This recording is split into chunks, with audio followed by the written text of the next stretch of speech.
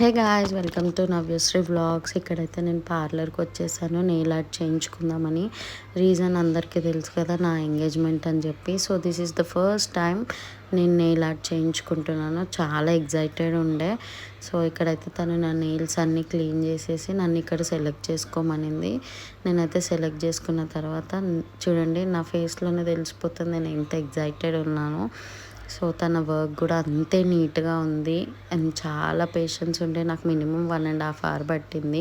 ఇక్కడైతే primer coating వేస్తుంది అనమాట ఫస్ట్. సో యూవీ లైట్లో డ్రై చేసిన తర్వాత నేనైతే పింక్ కలర్ షేడ్ సెలెక్ట్ చేసుకున్నాను. నా నెయిల్స్కి కొంచెం బ్రైట్ ఉంటే బాగుంటుందని చెప్పేసి. సో తనైతే నాకు బాగా చేసింది.